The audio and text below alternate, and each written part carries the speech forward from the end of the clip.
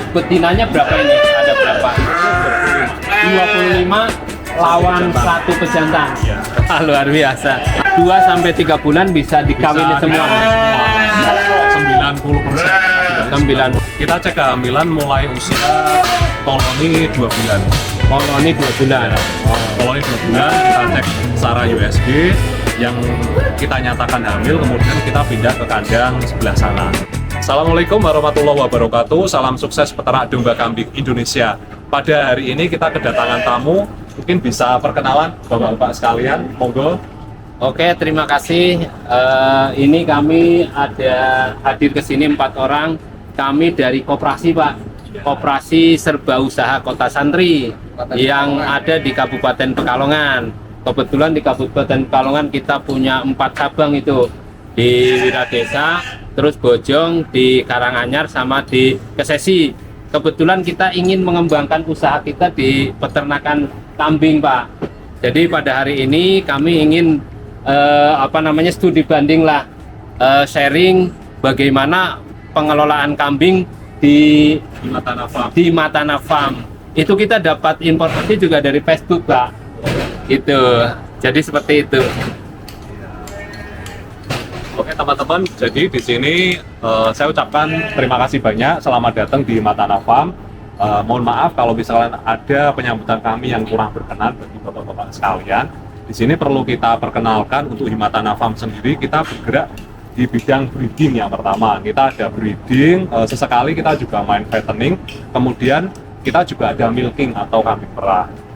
Di mana untuk sistem peternakan yang kita terapkan di sini, kita set play-nya atau desain kandangnya di sebelah timur ini kita ada kandang hamil sampai dengan laktasi dan melahirkan. Kemudian yang sebelah sana kita ada kandang koloni, di mana setelah betina-betina itu kita campur selama kurang lebih 2 sampai 3 bulan yang kita nyatakan positif hamil dengan USG, kemudian kita pisahkan ke kandang sebelah sini. Nah, nanti untuk anak-anakannya kita sebarkan ke masyarakat. Untuk pejantan yang kita gunakan, kita pakai pejantan full blood ya, atau impor, masih darah murni. Kemudian kita silangkan dengan domba-domba lokal unggulan, di mana domba lokal itu kita ada cross Texel, kita ada Merino, kita juga ada F1 Dorper yang kita kawinkan dengan Dorper full blood maupun Awasi dan Merino. Tadi mungkin bapak-bapak udah lihat ya, ya pejantannya ya. Satu pejantan itu bisa mengawini sampai dengan 30 ekor. Itu dalam jangka waktu 2 sampai 3 bulan. Nah, seperti itu mungkin pengenalan singkat kita atau intermezzo singkat kita, sambil jalan aja Pak ya. Ya, terima kasih.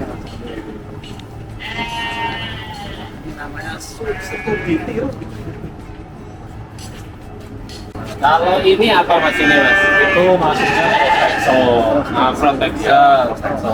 Ini yang sudah berapa bulan ini? ini baru 1 bulan. 1 bulan melahirkan. Tapi ini saya perlu saya potong. Ini untuk hamilnya ini di luar kandang kita. Jadi dulu pas kita masuk barang memang kondisinya sudah hamil. Oh iya. Nah, kemudian sudah beranak di sini.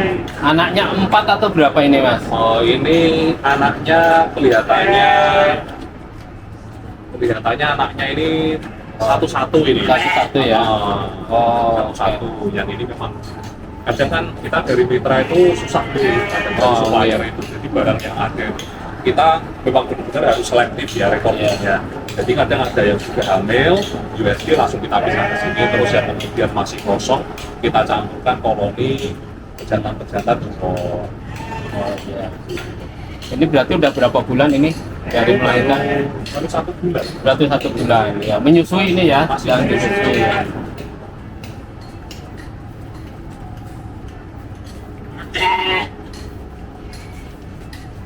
Karena masih kotor-kotor ini karena memang ternyata kelemahan dari kandang galvanis itu seperti ini. Dia tetap kalau dia sama air itu dia kalah. Jadi kita mainnya itu memang kokoh, memang kokoh dan awet, tapi memang untuk kelemahannya dia mudah berkarat ternyata. Jadi nanti kita mainnya mungkin cat aja ya, cat nanti karat. Itu kalau menurut jenengan Pak, untuk pakai kayu atau bambu itu nggak masalah ya untuk kandang sendiri? Tidak masalah, jadi memang sebetulnya kan masing-masing orang kan punya metode Metode dan kemampuan yang berbeda, tentunya Iya. finansial ya. Iya, Mau pakai menyesuaikan. ya mau pakai galvanis seperti kami ya, monggo, mau pakai kayu, mau pakai bambu silakan. Kuncinya apa Mas? Itu berarti sanitasinya, kebersihannya atau gimana itu? menurut Anda? Kuncinya pertama kan tentunya bahan yang dipakai. Bahan yang dipakai. Kalau Iya. semakin bahannya semakin bagus, mungkin contohnya mungkin pakai kayu jati sama kayu Iya. sama kayu mahoni ya tentunya lebih bagus. Untuk ini sendiri Mas, apa namanya, sket pinggirnya itu memang harus diusahakan hangat, atau yang kami tahu kan kadang-kala kalau kesana itu jarang-jarang sekali lubang-lubangnya itu. Kalau saya lihat punya jenengan kan ini dari sebelah sana itu hampir tertutup semua ya, malah yang di dalam itu yang terbuka itu. Ya, ya. Jadi manajemen kandang ataupun desain itu memang harus kita sesuaikan. Jadi seperti ini, sebetulnya untuk desain kandang itu antara daerah pesisir, Ya. saya pakainya DPL ya, di atas permukaan laut, Ya. itu mulai dari daerah pesisir sama dengan dataran tinggi itu memang Berbeda ya. Ya. Jadi kalau untuk MDPL 100 MDPL ke bawah itu paling enggak untuk desain dari lantai ya, dari tanah sampai dengan lantai kandang itu paling enggak itu 1 meter. 1 meter ya. Ya, kenapa kok 1 meter? Karena kalau di daerah pesisir atau dataran rendah itu biasanya penguapannya lebih tinggi. Nah. Penguapan itu dimana kan untuk domba dan kambing ini mengeluarkan kotoran. Itu ada urin sama kohi ya, Ya. kotoran buat cemindil, Ya. biasanya orang Pekalongan. Nah itu untuk urinnya ini sendiri kan nanti menguap. Ya. Menguap. Kalau misalkan memang terlalu rendah, itu nantinya dundanya mesti kurang maksimal kesehatannya karena keracunan amonia.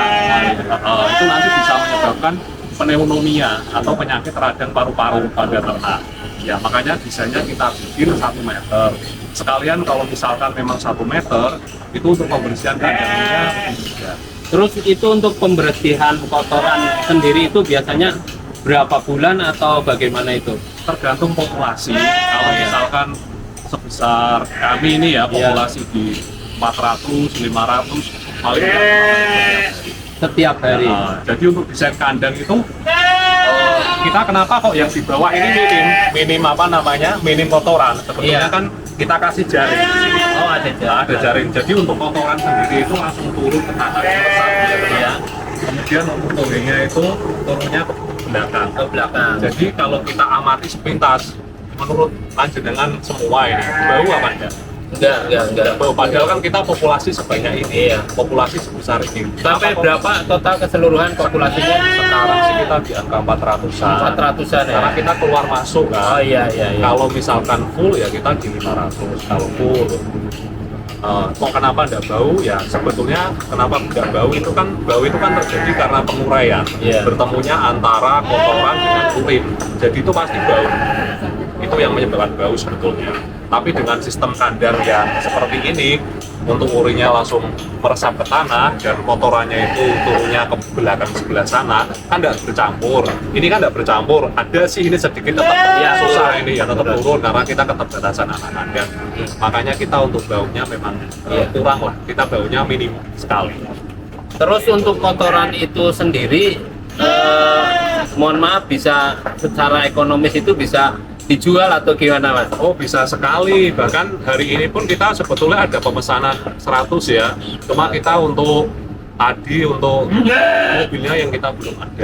Kita kirim ke Karanganyar, ke apa? Seri utama apa? Pinggir-pinggir jalan itu apa Mas? Bunga ya? Iya. Nah, itu ambil dari kita Karanganyar itu. Tanaman-tanaman bunga itu yang Karanganyar itu ambil dari kita. Kemudian kita juga ada mitra Pekebun Karanganyar itu ambil dari kita. Dan ini hampir tiap hari dibersihkan ya? Kita setiap hari karena memang SOP yang kita terapkan itu pagi untuk anak kandang itu saatnya pengecekan kebersihan dan pengecekan kondisi kesehatan Domba. itu setiap pagi. Terus Kita berarti terapkan seperti kotoran itu nanti dimasukkan ke karung gitu ya? Iya, kita masukkan ke karung. Kita pun jual per karungnya 10.000 kalau kita jual. Oh iya. Jadi kan membuka apa ya, ibaratnya membuka peluang bagi pengusaha pupuk untuk dijadikan pupuk, diseleb kan mungkin diseleb terus nanti bisa difermentasi jadi pupuk dikemasi 20 5 kilo itu kan harganya pun sudah berbeda. Karena pengamatan kami ke beberapa kandang itu sampai menumpuk gitu. Ya. Untuk kotoran itu sampai menumpuk. Iya. Ya, menunggu sampai berapa minggu atau baru dibersihkan. Itu berarti kuncinya adalah kotoran itu bisa diambil tiap hari gitu ya. Bisa setiap hari, cuma kan memang tergantung kondisi peternak, maksudnya populasi ya. Oh iya. Kalau iya. misalkan populasi kok masih di bawah 50, ya mungkin 2 minggu sekali pun saya kira Nggak masalah. Jadi Iya. kuncinya kalau kita untuk meminimalisir bau, yaitu tadi antara kotoran dengan urin itu jangan sampai bercampur. Iya. Kalau jadi satu, tetap menimbulkan bau dan menimbulkan amonia. Oke.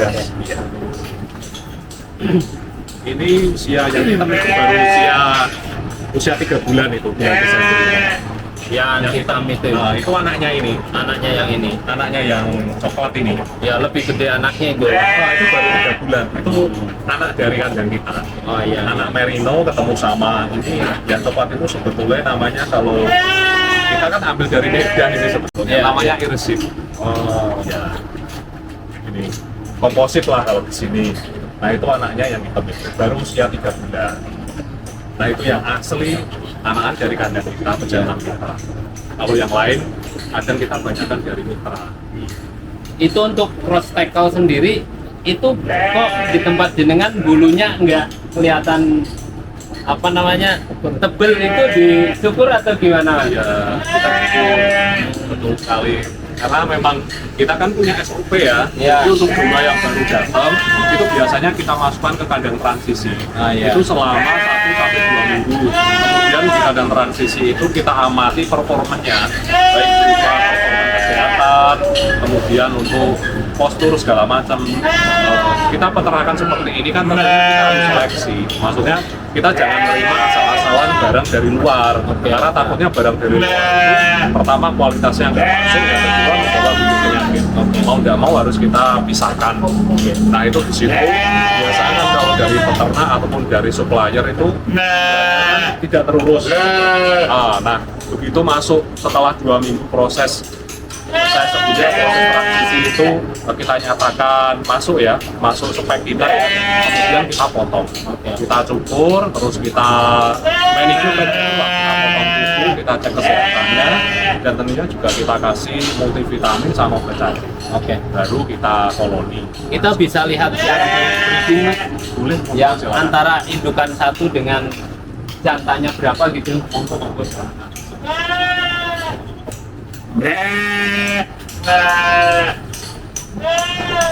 Ini baru 3 bulan juga ini. Ya, ini. Cuma kadang kendala kita itu yang asli dari anak tempat kita itu laku. Nah, contohnya seperti ini. Ini belum lepas HP, tapi udah laku. Kita tandai. Insya Allah hari 4 bulan. ini baru 3 bulan. 3 bulan. Ini kita kemarin ketemu di harga 18 yang ini. Ya. Ini baru 3 bulan. 3 bulan itu. Lucu ya. Iya. Insya Allah kalau udah ada halangan nanti harga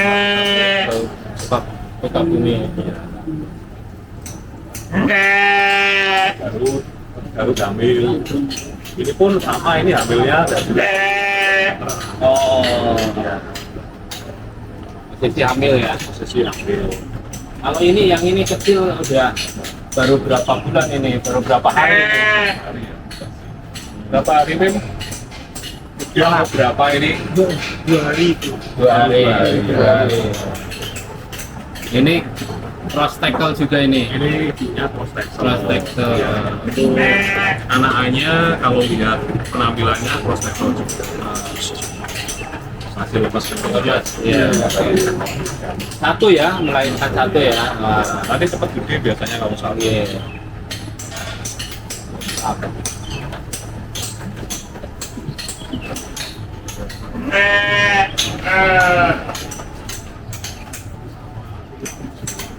Hamil ya. Kita yang hamil ya. Bangga juga ini kan sudah laku juga.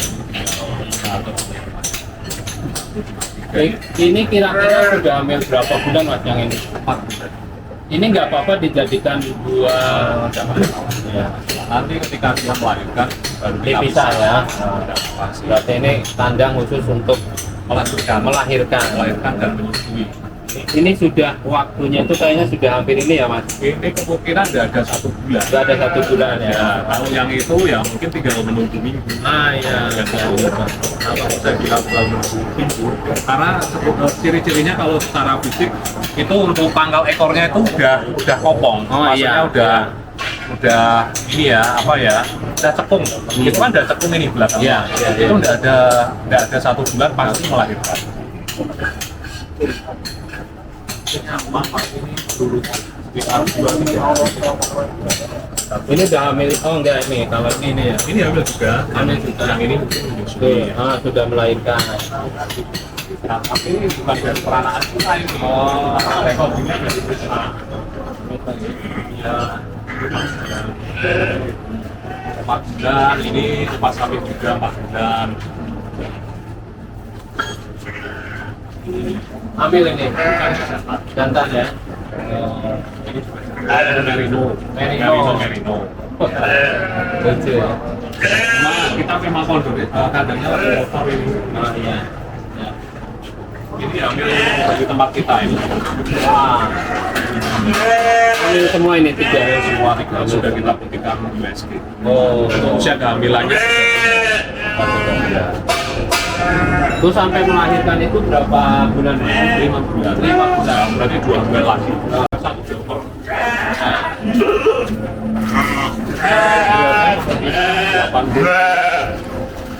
Ini untuk betinanya berapa ini? Ada berapa? 25 lawan 1 pejantan. Iya. Luar biasa. Nanti bisa terkawini 2-3 bulan. Biasanya sudah 25 itu 1 sampai 2 bulan itu sudah bisa dikawin. 2 2 sampai sampai 3. 3 bulan bisa dikawini semua. 90%. 90%. Lalu setelah proses 2-3 bulan itu ada proses lain cek kehamilan dan sebagainya. Sampainya sini. Kita cek kehamilan mulai usia koloni 2 bulan. Koloni 2 bulan. Koloni 2 bulan kita cek secara USG yang kita nyatakan hamil, kemudian kita pindah ke kandang sebelah sana. Itu alat USG-nya punya sendiri. Punya sendiri. Terus tenaga yang USG-nya Saya sendiri. sendiri ya. Kayak dokter ini luar biasa. Saya sendiri. Tapi itu dijamin Saya jamin akurasinya akurasinya saya jamin. luar biasa. Kalau tidak kita jamin nanti kan kadang kasihan peternak yang sudah menunggu lama, Iya. ternyata ya nah ini kawin Nah, bisa lihat sendiri. itu impor ya Mas untuk Yang ini jantannya. lahir Indonesia ini, Yang jantannya itu jantannya lahir Indonesia. lahir Indonesia. Iya. Nah, ini dia masih proses pacaran itu. Iya. Oh. Nah, itu Iya lagi ngejar itu Mas. dia lagi kejar itu. Lagi ngejar. Ekor hepatipit itu kan dia menandakan dari betinanya. Yang betinanya. Tapi kalau yang jantannya itu sewaktu-waktu nggak masalah ya Mas. Dia seperti kita, Iya. waktu siap. Seperti kita. Luar biasa. Kalau betina harus nunggu Harus birahi nunggu dulu. birahinya itu ciri-cirinya ekor belakangnya Iya. gerak-gerak gitu. Ya banyak sih sebetulnya tanda-tanda birahi itu 3A. Abang itu kelaminnya berwarna merah. Iya. Kalau dipegang tuh anget, 3 abang, anget. Kemudian yang ketiga itu abu. Oh. Abu itu agak membengkak. Membengkak. Kemudian kalau kita lihat ciri yang lain, biasanya ekornya itu hepatipit ketika didekati sama pejantan. Oh, tapi itu pejantannya tahu Mas. Kalau iya. yang betina kejang birahi itu tahu ya. Iya, makanya itu kan yang dikejar tuh terus tuh, yang satu dikejar terus. Iya. Iya, kejar terus.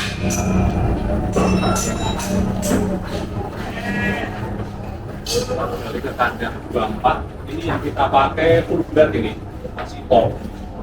Itu impor ini. Wah, ini luar biasa nih, besar banget nih.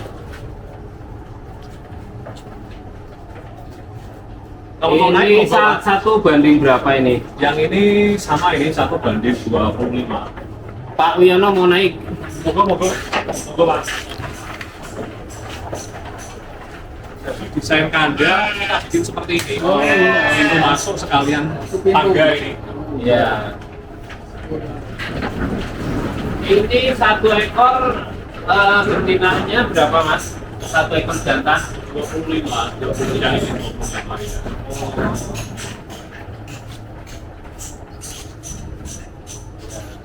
Nah ini bawahnya pakai kayu ya mas? Kayu ya. Yang sana kan pakai itu ya? Oh, jadi jadi desain kandang itu seperti ini. Untuk yang itu koloni ini memang kita bikin kayu karena apa? Kalau kayu itu dia nggak licin, jadi keberhasilan pakainya itu cepat. Kemudian yang sebelah sana kalau kita pakainya selat plastik karena dia konsentrasi melahirkan. Tentunya kalau melahirkan itu dia kan ibaratnya dia butuhnya kan minimalisir gerak. Jadi kita pakainya selat itu plastik. Kemudian nanti untuk anaknya itu anaknya nggak terlalu banyak gerak karena kalau misalkan terlalu banyak gerak kan kita takutnya nanti sembelnya itu bisa jatuh kemudian bisa lumpuh. Kemudian kenapa kita pakai selat-selat itu kan kecil-kecil ya, jadi meminimalisir untuk kaki-kaki tempe itu kejepit. Oh iya. Udah, jadi kita desain 1,5 cm kayaknya ya. kita sebetulnya 2 cm 2 cm ya. 2 cm Ya. cuma kadang kelemahan kayu itu kadang dia kan melar, ada yang belok gitu, itu wajar. Kalau dulu sih kita di 2 cm, cuma kan biasa ada yang kalau kayu itu tetap menyusut. Aman ya mas? Nggak kalau 2 cm nggak kejepit ya? Aman 2 cm. 2 cm itu untuk kotoran jatuh, tapi untuk kaki nggak Kalau kaki nggak kejepit. Penting pak itu bagi kami dalam paling penting ini lantai. Oh iya. Pasti lantai. Kalau untuk sekat itu pastinya kayu yang biasa saja. Iya. Ini kalau saya lihat di atas ya sehat-sehat sekali. Iya, kalau kita lihat di atas itu gede, tapi kalau dari bawah kelihatan kecil. Karena tampak samping ya kalau dari bawah. Kalau dari atas kan kelihatan full. Ini baru kita koloni 2 bulan sih. Baru kita koloni 2 bulan, tapi yang ini nggak pernah bersisa kalau yang ambil. Oh iya. Ini merino ya. Kalau ini kawinan super ini. Ini udah kita koloni selama 2-3 bulan. Ini cuma tinggal proses USG. Kalau yang ini kita kawinan koloni merino ya. Merino itu jantannya ya. Jantannya merino, kemudian betinanya kita pakai cross texel dulu bakar sama dombos. Oh iya. Ini satu ekor jantan betinanya berapa? Sama. Ini kurang 26. 26. Iya, jadi 26. Kenapa kok 26? Ya karena kita sesuaikan sama ukuran kandang. Kita maksimal di 30 maksimal. Oh 30. Satu Januari. Untuk merino sendiri itu asli Indonesia atau impor itu? Dulunya impor. Dulunya Jadi impor. historinya pada zaman Pak Harto tahun 81-82 itu mendatangkan impor merino dan Texel ke Indonesia. Datangnya itu di daerah Wonosobo dan Batur, Banjarnegara. Nah itu di daerah sana. Kemudian di sana itu berkembang sampai dengan sekarang. Menurut saya sih untuk kambing domba itu tidak ada penurunan harga ya. Kalau tahun 81-82 itu sampai sekarang merino itu penggemarnya tetap ada. Dan juga untuk harganya juga masih tinggi menurut saya. Contohnya seperti ini harganya kita sudah kalau di pasaran gitu, paling tidak seperti ini itu di belasan juta. Ya padahal dari tahun 81, 82. Sama kayak Dorper, kenapa kok Dorper harganya tinggi ya karena memang impor. Tapi saya yakin untuk beberapa tahun ke depan pun harganya tetap sama. Meskipun ada penurunan kalau nanti populasinya udah banyak di masyarakat, tapi untuk harga saya kira stabil karena kualitas.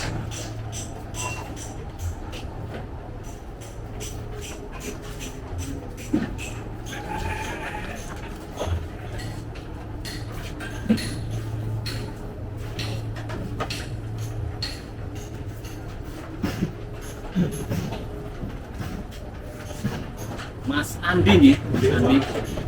Ini sepertinya ilmu yang kita peroleh hari ini cukup banyak Mas. Ya closingnya adalah bahwa kami itu sedang studi tiru. Oke. Mudah-mudahan nanti kami dengan teman-teman itu rembuk. Sepertinya ini Pak Wiono ada minat juga. Kalau saya Pak Tarmono, kebetulan saya itu kan manajernya di koperasi dan ini kebetulan beliau kepala cabangnya yang di Kajen dan teman-teman juga ada yang kepala cabang lainnya. Ini nanti mungkin kita ngobrol-ngobrol dulu. Kami sih berharap misalkan kami bisa beli indukan dari sini, terus setelah beli indukan terus kami juga diajari karena kami pemain baru mau dapat bimbingan atau dapat share ilmu dari jenengan Mas Andi.